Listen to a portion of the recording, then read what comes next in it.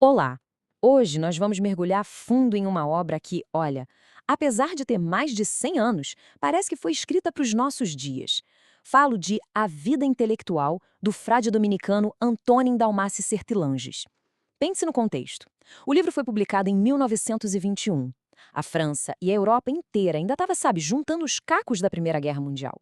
E no meio desse cenário, Sertilanges não propõe um simples manual de como estudar melhor. Não. Ele vai muito, mas muito além. O que ele nos entrega é um verdadeiro mapa para a alma, um guia que nos ensina não só a trabalhar com a inteligência, mas a viver uma vida intelectual. E por que isso soa quase como uma revolução hoje? Bom, basta olhar ao redor. Vivemos na era da atenção fragmentada, do story que some em 24 horas, de uma avalanche de informações que muitas vezes não traz sabedoria alguma. Sertilanges nos chama para um outro caminho. Ele resgata uma ideia antiga e poderosa, a de que o pensamento é uma forma de ascese, uma disciplina que exige não só nossa mente, mas o nosso ser por inteiro. O nosso objetivo aqui hoje é justamente esse: desvendar a estrutura desse pensamento, entender como essa visão sobre vocação, sobre virtude, disciplina e propósito pode de fato iluminar a jornada de qualquer pessoa que busca a verdade com seriedade e com paixão. E para que essa nossa exploração seja bem clara e sistemática, nós vamos seguir um roteiro em 6 grandes etapas, que na verdade espelham a própria arquitetura do livro. Primeiro, vamos começar pela base de tudo, a ideia da vida intelectual como uma vocação, um chamado que pede uma resposta de vida. Depois, vamos investigar as virtudes morais, que para Sertilhanges são literalmente o alicerce, o chão firme, sem o qual o pensamento claro não se sustenta. Na terceira parte, a gente entra no campo bem prático, como organizar a nossa vida, nossa rotina, nosso ambiente, para que eles joguem a favor do nosso pensamento e não contra. Na quarta etapa, vamos analisar o espírito, quer dizer, as atitudes internas que devem animar o ato de estudar, de criar. Em seguida, vamos olhar para a caixa de ferramentas do intelectual, a arte de ler com profundidade e a de construir uma memória que seja viva, organizada. E por fim, a gente fecha com uma reflexão importantíssima: a necessidade de preservar a pessoa, a humanidade por trás do pensador. Esse então é o nosso roteiro para uma imersão completa no universo de A Vida Intelectual. Vamos começar. Então vamos direto ao fundamento, a pedra angular de toda a obra.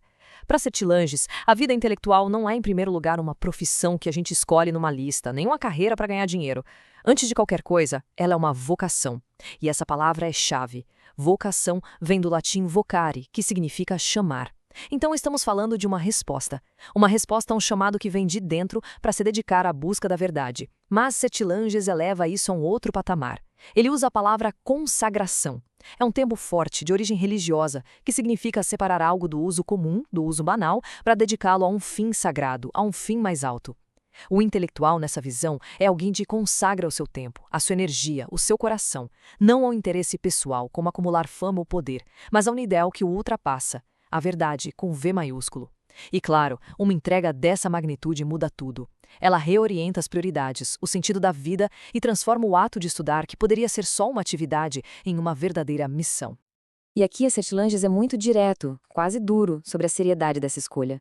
Essa consagração à vida do pensamento traz junto uma responsabilidade que é tripla. Primeiro, ele fala de uma fidelidade a Deus, que aqui podemos entender como a fonte de toda a verdade, o princípio que torna o mundo compreensível. Segundo, uma fidelidade aos nossos irmãos, à comunidade humana, que precisa desesperadamente da luz que o conhecimento pode trazer para seus problemas, para suas angústias. E por fim, uma fidelidade a si mesmo, ao seu potencial único, àquela missão que só você pode cumprir. Então, na visão dele, rejeitar esse chamado não é um mero erro de carreira. É uma espécie de infidelidade existencial, uma traição a essa tripla relação. É uma perspectiva que dá uma dignidade, um peso enorme ao trabalho do pensamento. Ele deixa de ser uma busca egoísta e se torna, em sua essência, um serviço. Agora, essa ideia de consagrado pode trazer à mente a imagem de alguém que se afasta do mundo, que se tranca numa torre. E aqui, Sertilanges faz uma distinção que é absolutamente crucial: a diferença entre isolamento e solidão. O isolamento para ele é tóxico. É a atitude egoísta de quem se fecha, de quem corta os laços com a humanidade. É uma condição estéril, que seca a alma e paralisa o pensamento. A solidão, por outro lado, é o oposto. Ela é fecunda, ela é necessária. É como o deserto para o qual o pensador se retira, não para fugir do mundo, mas para se encontrar consigo mesmo, para poder ouvir as vozes mais profundas da realidade, sem o ruído do dia a dia.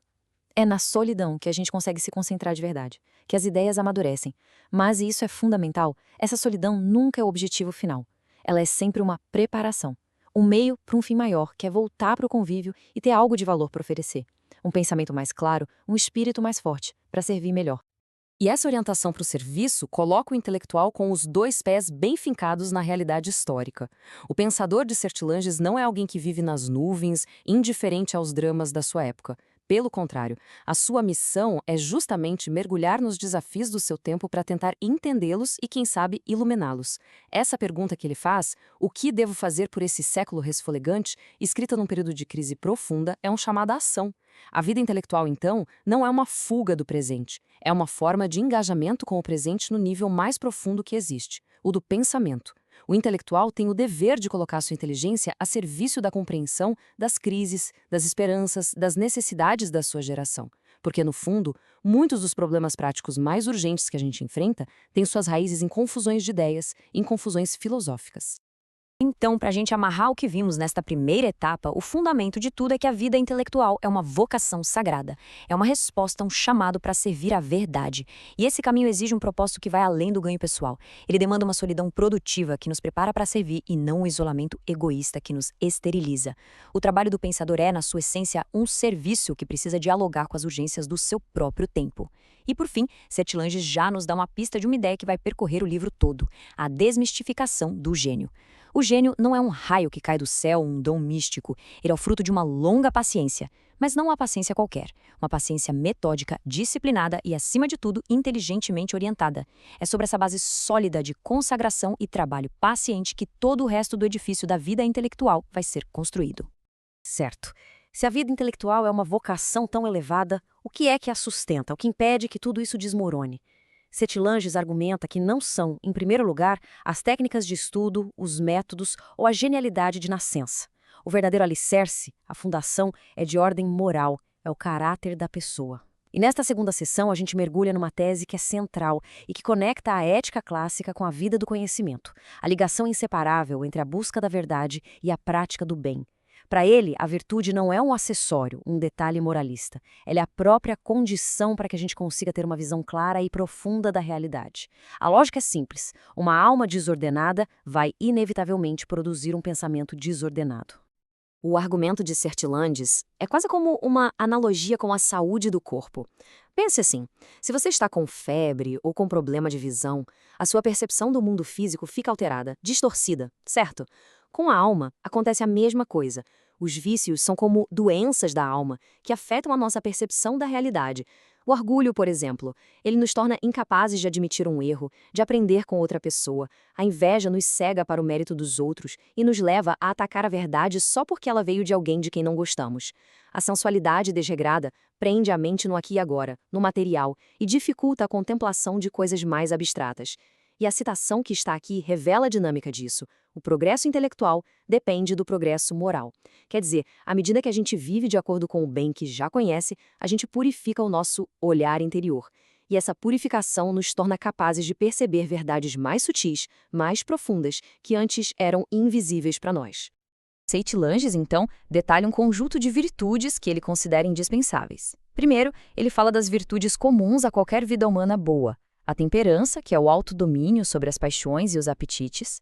A coragem, que é fundamental para aguentar as longas horas de estudo, a dificuldade de um problema e, claro, as críticas. E a justiça, que é a capacidade de dar a cada autor, a cada ideia, o seu devido valor, sem preconceito. Depois, ele aponta a virtude que é própria do intelectual, a estudiosidade. E ele a define de um jeito muito interessante: um amor temperado pelo conhecimento. É um meio-termo virtuoso entre dois extremos, a preguiça intelectual de um lado e a curiosidade vã, aquela busca por conhecimento só por vaidade, do outro. Ele adiciona também o espírito de oração, que a gente pode entender como a prática de manter a mente conectada a algo maior, a fonte da verdade. E, por fim, a disciplina do corpo. Reconhecer que o corpo é um instrumento da alma e que, portanto, cuidar da saúde com sono, boa alimentação e exercício não é um luxo, é um dever intelectual. Essa frase, para mim, resume a essência irredutível dessa sessão. Para Sertilanges, isso não é só um conselho piedoso, é quase uma lei da epistemologia, do conhecimento. A clareza, a profundidade, a retidão de um pensamento são diretamente proporcionais à integridade e à pureza da alma que está pensando. Um pensamento realmente luminoso só pode nascer de um espírito que busca ativamente ser correto, que luta contra suas próprias desordens. E o aviso ao neófito, ao iniciante, é fundamental. Essa verdade tem que ser absorvida desde o primeiro dia da jornada, como um princípio fundador. Porque sem a base de um caráter virtuoso, todo conhecimento que se constrói, por mais impressionante que pareça, estará sendo construído sobre areia movediça, a areia do ego e de suas distorções. A grande mensagem que fica desta segunda parte, então, é que o caráter não pode ser separado do intelecto. Ele é a sua base viva. A virtude moral não é um item opcional, mas uma condição indispensável para uma percepção limpa da realidade, porque o bem e a verdade vêm da mesma fonte. As virtudes necessárias vão desde a moralidade básica, como justiça e temperança, até disciplinas mais específicas como a estudiosidade equilibrada e o cuidado com o corpo, que é nosso instrumento de trabalho. A conclusão é poderosa. A jornada intelectual não começa quando a gente abre um livro. Ela começa quando a gente olha para dentro. O primeiro e mais importante campo de estudo do pensador é a sua própria alma, e o seu trabalho mais urgente é a busca constante por sua purificação e sua ordenação. Muito bem. Depois de ter firmado os fundamentos internos, a vocação e a virtude, Sertilanges nos leva para o campo da prática. Como é que a gente pode e deve estruturar o nosso dia a dia para criar um ambiente, uma ecologia que favoreça o pensamento em vez de sabotá-lo? Esta sessão é extremamente concreta. A premissa é a seguinte: uma vida desorganizada, barulhenta e complicada demais drena a energia psíquica que é indispensável para o trabalho profundo. Portanto, o intelectual precisa ser um arquiteto consciente do seu tempo, do seu espaço e das suas relações. E a palavra de ordem, a regra de ouro que governa toda essa arquitetura da vida é uma só: simplificação. Sertilhãos é radical nesse ponto.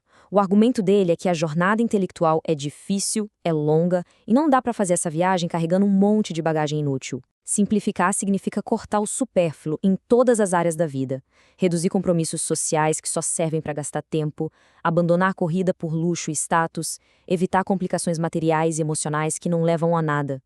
A vida do pensador precisa ter uma certa qualidade de ascese, não por um moralismo chato, mas por uma razão muito prática. Cada pingo de energia mental que a gente gasta com o que não é essencial é um pingo de energia que foi roubado da nossa tarefa principal, que é pensar.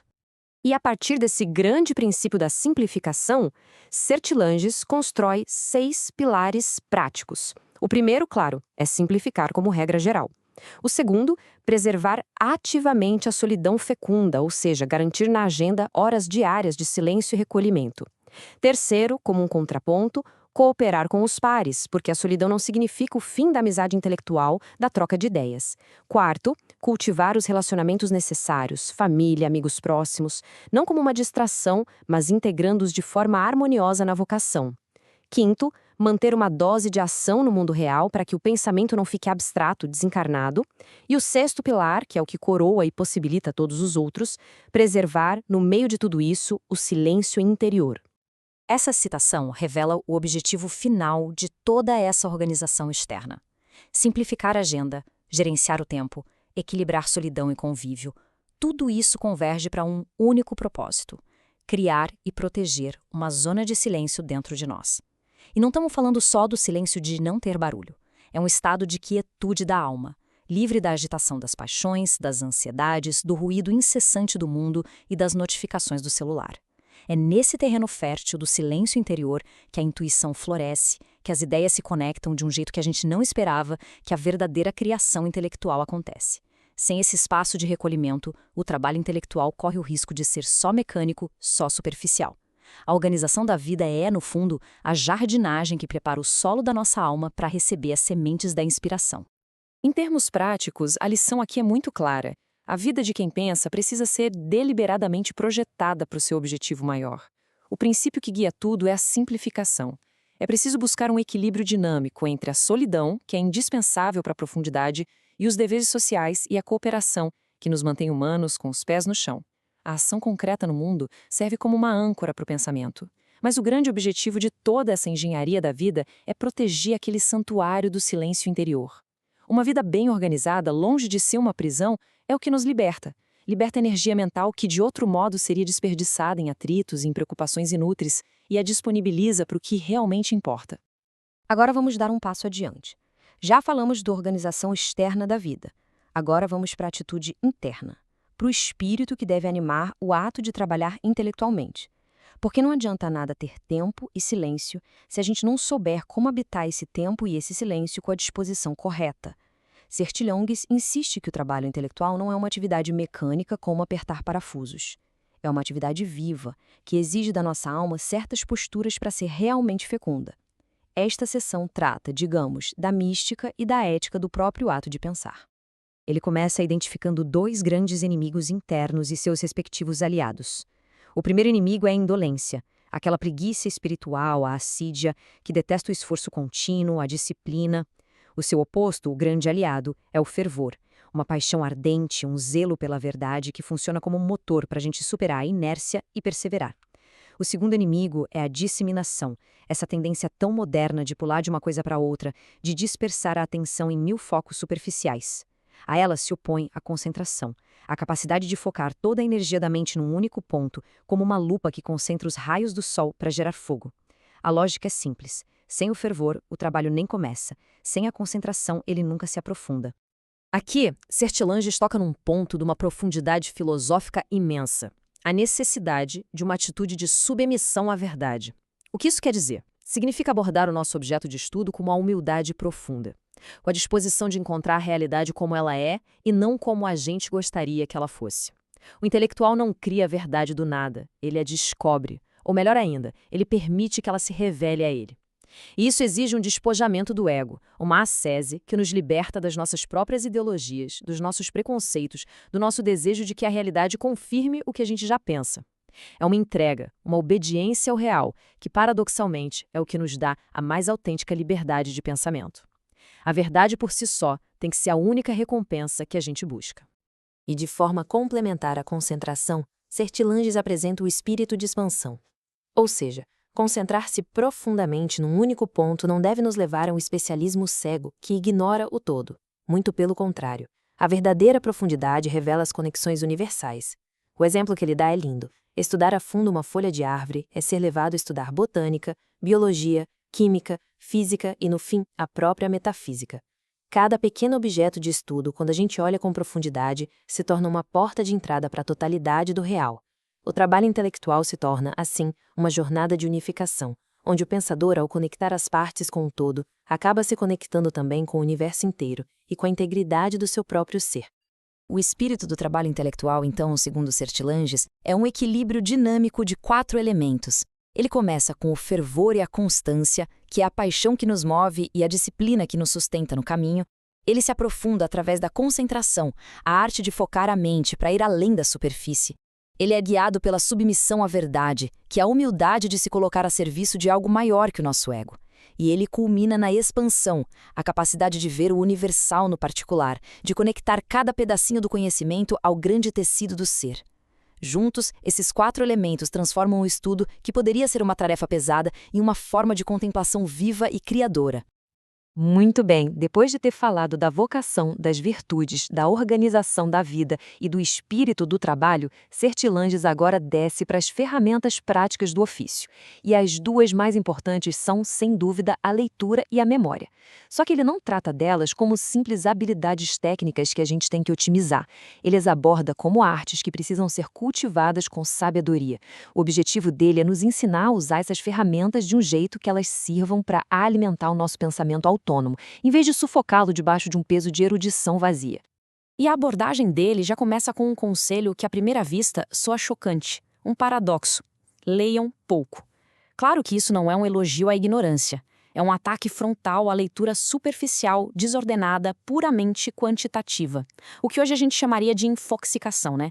Ler dezenas de livros por ano sem critério, sem refletir, sem se apropriar das ideias, para ele, isso não alimenta o espírito, isso entorpece. Transforma a pessoa num mero repetidor de informações dos outros. Ler pouco, nesse contexto, é o lema para ler bem. Significa escolher com muito rigor os melhores autores, os grandes clássicos, as fontes de cada área e se dedicar a eles com uma leitura lenta, meditada, profunda. buscando não só a informação, mas a formação do nosso próprio espírito. Para nos ajudar nessa leitura seletiva, ele distingue 4 tipos de leitura, e cada um pede uma atitude mental diferente. A leitura fundamental é a dos grandes mestres, das obras que formam a base do nosso conhecimento.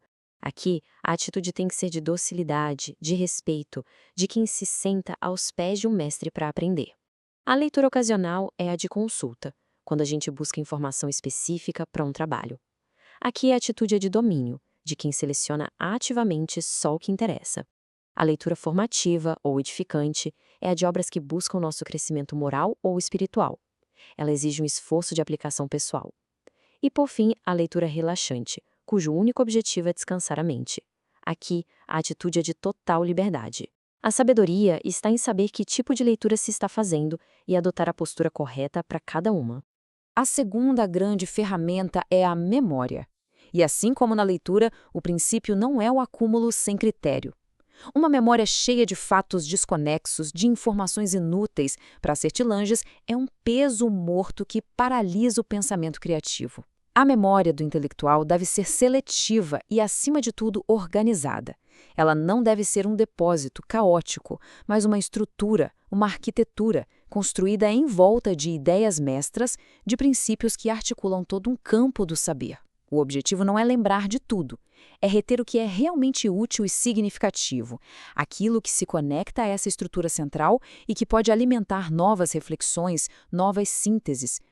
E o método prático para construir essa memória organizada é o bom uso das anotações. Na época dele, o sistema de fichas. O ponto crucial aqui é que anotar não é transcrever passivamente um texto.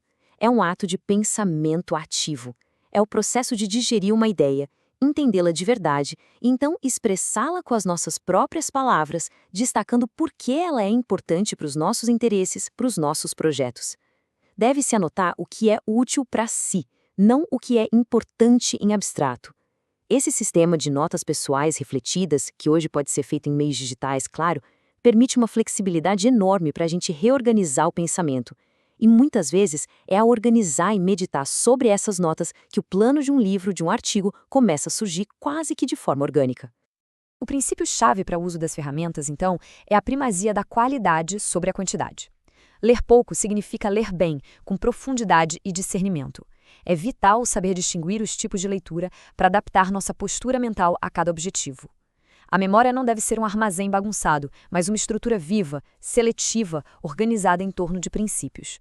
As anotações, por sua vez, são uma ferramenta poderosa de reflexão, não de mera cópia. E a grande lição é esta: as ferramentas, sejam os livros, as notas, as tecnologias que usamos hoje, devem estar sempre a serviço do nosso pensamento soberano. O pensador é o mestre, as ferramentas são suas servas e elas nunca devem tomar o controle. E assim chegamos à nossa última sessão. E ela funciona como um sábio contrapeso a todo o rigor, a toda a disciplina que a gente viu até agora. Depois de ter exigido tanto do intelectual, uma vocação de consagrado, uma sese, uma disciplina de ferro, Sertilanges faz um alerta fundamental. O trabalho não pode e não deve devorar o trabalhador. O intelectual não pode se transformar numa mera máquina de processar informações. Ele deve, antes e acima de tudo, continuar sendo e cultivando a sua condição de ser humano completo, equilibrado e inserido na vida. Sertilanges insiste que é preciso sempre ser mais do que se é. O que ele quer dizer com isso? Que o especialista, que não é nada além da sua especialidade, é, para ele, um ser humano diminuído, mutilado. Um filósofo que não tem sensibilidade de poeta, um cientista que não aprecia a arte, um escritor que não tem contato com a natureza. Todos eles correm o risco de ter um pensamento que se torna seco, abstrato, sem vida.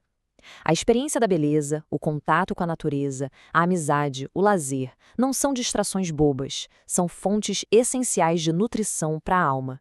Elas mantêm o espírito aberto, flexível, vivo. E no final das contas, elas enriquecem a própria qualidade do trabalho intelectual, que não brota de uma gavetinha isolada da mente, mas da totalidade da pessoa. Dentro dessa visão integral da pessoa, o descanso ganha um status completamente novo. Ele deixa de ser um luxo, ou um sinal de fraqueza, ou uma perda de tempo, para se tornar um dever profissional. Sertilanges diferencia o falso descanso do verdadeiro. O falso descanso é aquela parada forçada pela exaustão, ou quando a gente só troca uma atividade tensa por outra. O verdadeiro descanso é uma interrupção planejada, inteligente, que busca ativamente coisas que renovam e restauram o espírito. Citando Santo Tomás de Aquino, ele lembra que o que verdadeiramente repousa a alma é a alegria. Portanto, o lazer, os hobbies, o convívio desinteressado com amigos e família não são tempo roubado do trabalho, são, na verdade, um investimento indispensável na sustentabilidade e na qualidade desse trabalho a longo prazo. E depois de toda essa jornada de esforço, de renúncia, qual é a recompensa final? Sertilhanges a localiza não em coisas externas, como a fama, o reconhecimento, o dinheiro. A verdadeira recompensa é intrínseca, vem de dentro. A satisfação pela obra feita está na própria realização dela, na alegria de ter conseguido dar forma a uma ideia, de ter servido a verdade da melhor maneira possível. E num nível ainda mais profundo, a recompensa pelo esforço não está nem no produto final, mas no processo, no crescimento interior, na expansão da própria alma, no fato de se tornar uma pessoa mais sábia, mais virtuosa, mais completa do que era no início do caminho. Essa perspectiva liberta o intelectual da tirania da opinião dos outros e ancora sua felicidade na própria busca. Para fechar esta última parte, a mensagem central é a busca pelo equilíbrio e pela integração. O intelectual não pode sacrificar sua humanidade no altar da sua obra. É preciso se alimentar da vida em todas as suas dimensões: arte, natureza, amizade. O descanso não é uma opção, é um dever com a própria vocação. E a motivação mais profunda deve vir não da busca por aplausos, mas da satisfação interior com o trabalho bem feito e com o crescimento da própria alma. O grande objetivo, portanto, é a harmonia, a fusão equilibrada entre a identidade do trabalhador do intelecto e a identidade plena do ser humano. Chegamos assim ao final da nossa análise. E se fosse preciso resumir toda a sabedoria de a vida intelectual numa única ideia, a gente poderia voltar àquela definição de gênio. Sim, o gênio é uma longa paciência. Mas agora, depois de todo esse percurso, a gente entende a densidade dessa frase. Não é uma espera passiva de braços cruzados. É uma paciência ativa, estruturada, uma paciência que é organizada por uma vida simplificada e disciplinada, que é inteligente pelo uso correto das ferramentas da mente e que, acima de tudo, é virtuosa, por estar ancorada num caráter sólido e numa alma que busca o que é reto. É, em resumo, a união inseparável entre trabalho, método e integridade moral. E como mensagem de despedida, Sertilhanges nos oferece este profundo encorajamento, que é também um antídoto contra a inveja e a comparação. Ele nos lembra da nossa singularidade. Cada pessoa tem uma contribuição única para dar, um trabalho que só ela pode realizar. Tentar imitar o caminho de outra pessoa é trair a própria vocação e provavelmente fazer um trabalho medíocre. O convite é para que cada um aceite a sua própria medida, seus dons, suas limitações, e trabalhe com dedicação máxima dentro desse campo que é seu. A beleza do todo, ele sugere, está justamente na diversidade de dons e missões, onde cada um, ao cumprir bem a sua parte, contribui para a harmonia do conjunto. E assim nós encerramos esta análise. A obra de Sertilhanges não é um livro para ser apenas lido, mas um convite à transformação de vida.